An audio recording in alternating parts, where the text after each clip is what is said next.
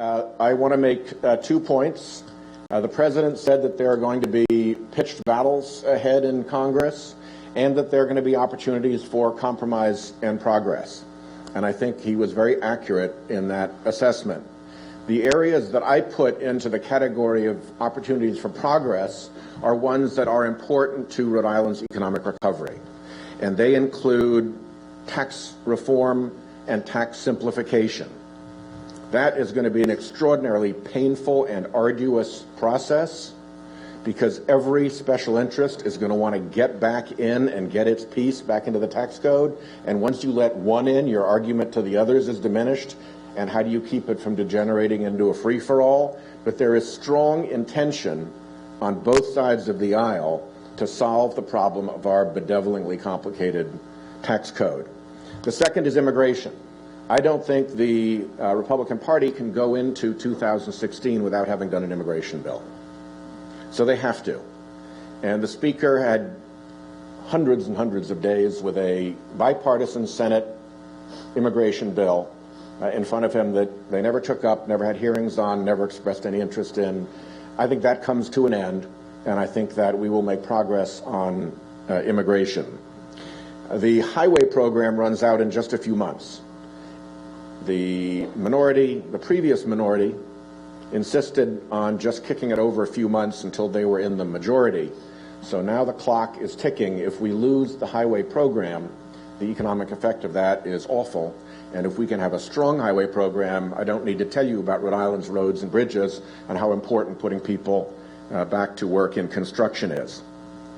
The last one that I'll mention is elementary education, the ESEA bill in the Health Committee, chaired by Senator Alexander, who was Tennessee's education governor and then was Secretary of Education in the United States government. He is knowledgeable.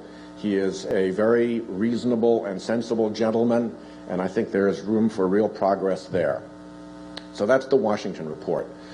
The second thing I want to raise is the question of health care here in Rhode Island, and I want to make the case with so many leaders here in the room that we have a particularly strong opportunity in health care.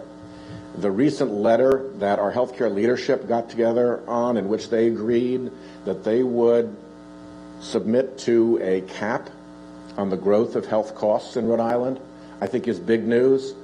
Even bigger news, I think, is the fact that they agreed that there is a higher gear.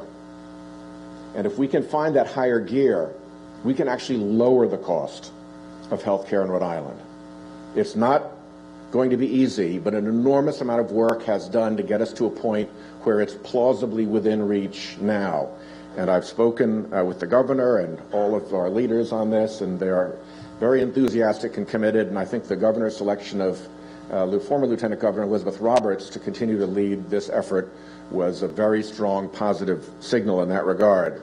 We need a strong health information infrastructure if this is going to work. So current care, for instance, is vitally important.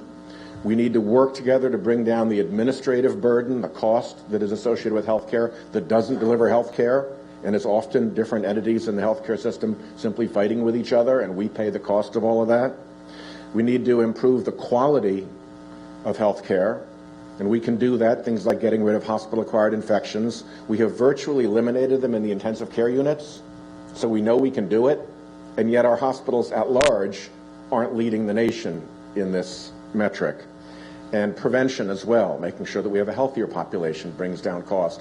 And ultimately the way you knit all of that together is by changing the way that the healthcare system gets paid. Because for as long as you have a healthcare system that gets paid more, the more it does, what you're going to get is more. And when you have a healthcare system that pays for delivering healthy patients, then what you will get is healthy patients.